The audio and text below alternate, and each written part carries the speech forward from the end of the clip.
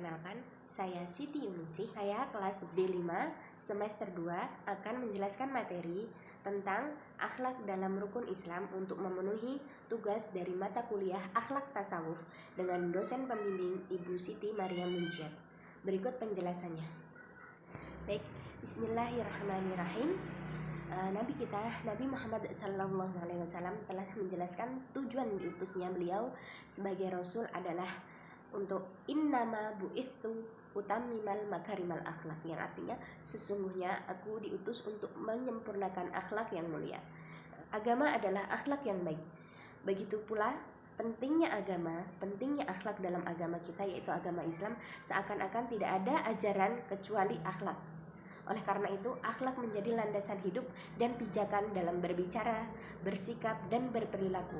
Sebagai firman Allah dalam surat Al-Qalam, Bismillahirrahmanirrahim, Inna laka ajran ghaira mamnun, yang artinya, dan sesungguhnya kamu benar-benar berbudi pekerti yang agung. Rukun Islam yang kelima sangat erat kaitannya dengan akhlak, yaitu ada 2 kalimat syahadat, sholat, zakat, puasa, dan haji. Tidak dapat dipisahkan dari prinsip-prinsip dan nilai-nilai akhlak. Setiap rukun dari rukun Islam yang kelima harus berdampak positif pada perubahan perilaku dan gaya hidup manusia. Dan ibadah yang disyariatkan Islam adalah sebagai pilar-pilar keimanan, bukan sebagai sekedar ritual untuk menghubungkan antara manusia dengan rukun Islam yang pertama, yaitu syahadatain. Mengucap 2 kalimat syahadat bukan kegiatan formalitas untuk menjadikannya seorang muslim, akan tetapi lebih jauh dan lebih mendalam daripada itu adalah bukti keyakinan yang kuat, kejujuran dan kesempurnaan, serta keikhlasan yang mendalam untuk menerima Islam sebagai tuntunan hidup. Oleh sebab itu Rasulullah menegaskan, barang siapa yang mengucapkan la ilaha illallah dalam hati yang jujur, maka ia akan masuk surga. Ma min ba'din qala la ilaha illallah thumma mata ala dzalika ilal dakhalal jannah, yang artinya tidak ada seorang hamba yang mengucapkan la ilaha illallah kemudian ia mati dengan komitmen kepadanya, melainkan ia akan masuk surga. Hadis riwayat Bukhari. Kemudian waman laqiyallahu azza wa jalla bihima ghairu syakin dakhalal jannah, dan barang siapa yang menghadap Allah dengan 2 kalimat syahadat tanpa meragukannya sedikit pun, maka ia akan masuk surga. Hadis riwayat Ahmad. Dari 2 hadis di atas sangat jelas bahwa mengucap 2 kalimat syahadat bukan hanya sekedar ucapan lisan, akan tetapi disertai dengan keyakinan, kejujuran hati, dan komitmen untuk menjalankan tuntunannya dengan benar dan ikhlas. Seperti lafadznya, yaitu asyhadu an la ilaha illallah wa asyhadu anna muhammadar rasulullah. Jadi di dalam hati kita tertanam bahwa kita meyakini Allah itu adalah Tuhan kita dan Nabi Muhammad adalah utusan Allah atau Rasul kita. Di situ terdapat akhlak dalam hati kita untuk kita percaya dan meyakini apa yang sudah menjadi komitmen kita. Kemudian rukun Islam yang kedua yaitu sholat. Sholat adalah hakikatnya wajib, yaitu perintah dari Allah. Seperti dalam firman Allah dalam surat Al-Ankabut ayat 45, yang artinya, bacalah apa yang telah diriwayatkan kepadamu, yaitu Al-Quran dan Alkitab, dan dirikanlah sholat. Sesungguhnya sholat itu mencegah dari perbuatan keji dan mungkar, dan sesungguhnya mengingat Allah adalah lebih besar keutamaannya dari ibadah-ibadah yang lain, dan Allah mengetahui apa yang kamu kerjakan.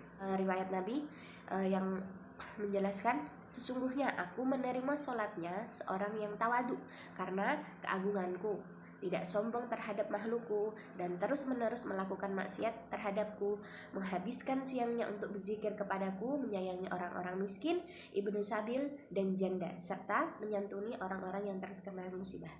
Dapat diartikan, dalam kegiatan sholat itu tidak hanya gerakan-gerakan, tapi di dalamnya terkandung makna, terkandung akhlak yang baik, yaitu mencegah kita dari perbuatan yang buruk, dari perbuatan yang keji dan mungkar. Karena dari sholat itu kita juga belajar disiplin waktu, dimana setiap sehari itu kita diwajibkan untuk mengingat Allah barang beberapa menit saja. Dan di dalam sholat itu terdapat doa-doa yang kita panjatkan kepada Allah untuk memohon keselamatan, memohon keberkahan. Jadi kemudian untuk rukun Islam yang ketiga yaitu zakat. Zakat itu wajib, bukan pajak yang diambil dari kas, namun pertama-tama ia merupakan bentuk penanaman peranan kasih sayang, penguatan hubungan antara orang-orang yang saling mengenal, serta menyantuni lintas sastra masyarakat. Seperti dalam firman Allah dalam surat At-Taubah ayat 103 yang artinya, ambillah zakat dari sebagian harta mereka. Dengan zakat itu kamu membersihkan dan mensucikan mereka, dan doakanlah untuk mereka. Sesungguhnya doa kamu itu menjadi ketentraman jiwa bagi mereka, dan Allah Maha mendengar lagi Maha mengetahui. Sebenarnya zakat itu tujuannya untuk membersihkan harta kita. Jadi dari sekian harta yang kita miliki itu ada hak orang lain. Akhlak, kandungan akhlak di mana kita harus berbagi, kita harus mengikhlaskan apa yang kita punya. Jadi semua yang kita punya itu tidak semata-mata milik kita, itu juga ada hak orang lain. Seperti dalam sabda Nabi yang berbunyi, senyum untuk saudaramu adalah sedekah. Kamu memerintahkan yang ma'ruf dan mencegah yang mungkar adalah sedekah. Kamu membimbing seorang dari tempat tersesatnya adalah sedekah, serta kamu menunjukkan jalan bagi orang yang lemah, memeliharanya dengan sedekah, dan menyingkirkan duri, tulang yang lemah penglihatannya adalah sedekah. Kamu mengosongkan embermu untuk mengisi ember saudaramu adalah sedekah, menuntun orang yang buta adalah sedekah.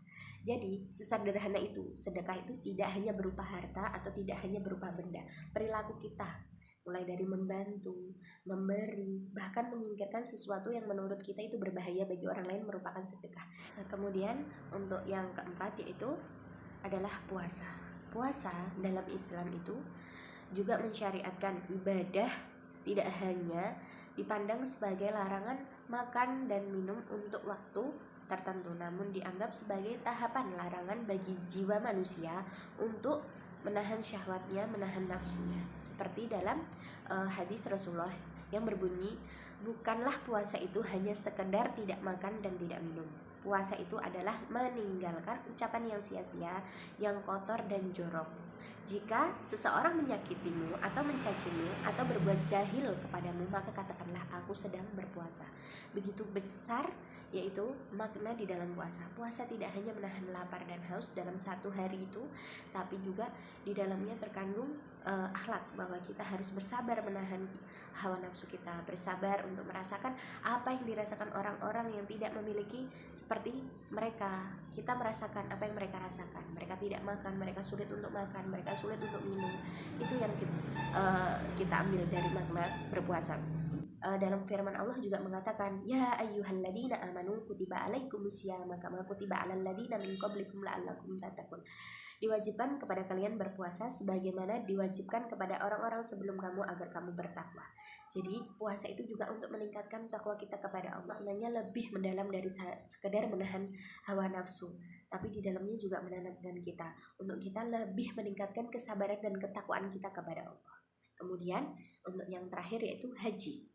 Mungkin orang mengira bahwa haji itu hanya bepergian ke tanah suci, jalan-jalan atau untuk sekedar mengunjungi tempat sejarah, tidak. Tapi di dalamnya haji itu terkandung makna-makna yang besar, nilai-nilai luhur yang kadang dimiliki oleh sebagian agama melalui ritualnya. Dalam firman Allah dalam surat Al-Baqarah ayat 197 menjelaskan, haji adalah beberapa bulan yang dimaklumi. Barang siapa yang menetapkan niatnya untuk bulan itu akan mengerjakan haji, maka ia tidak boleh rafath, berbuat fasik, dan berbantah-bantahan dalam masa mengerjakan haji. Dan apa yang kamu kerjakan merupakan kebaikan, niscaya Allah akan mengetahuinya. Berbekalah, dan sesungguhnya sebaik-baiknya bekal adalah takwa, dan bertakwalah kepadaku hai orang-orang yang berakal. Inilah paparan ringkas tentang sebagian ibadah-ibadah yang populer dalam Islam dikenal sebagai rukun-rukun utamanya. Jelaslah kiranya sejauh mana kekuatan hubungan antara agama dan akhlak. Begitu besar ibadah yang berbeda inti dan tampilannya, namun ditemukan pada tataran tujuan sebagaimana yang telah digambarkan Rasulullah melalui sabdanya, sesungguhnya aku diutus untuk menyempurnakan akhlak yang mulia. Dan pada ajaran Islam merupakan tangga menuju kesempurnaan ideal dan sarana menyucikan jiwa untuk memelihara dan meningkatkan kualitas hidup. Perilaku mulia berkaitan erat dengan ibadah itu dan muncul akibat akan membuat seorang memiliki tempat yang tinggi tentang agama Allah. Jika seorang tidak mendapatkan apapun untuk menyucikan hatinya, membersihkan otaknya, serta mengeratkan hubungannya dengan Allah, dengan manusia, maka orang itu dikatakan orang yang gagal. Sekian penjelasan dari saya, kurang lebihnya mohon maaf. Wabillahi taufik wal hidayah. Wassalamualaikum warahmatullahi wabarakatuh.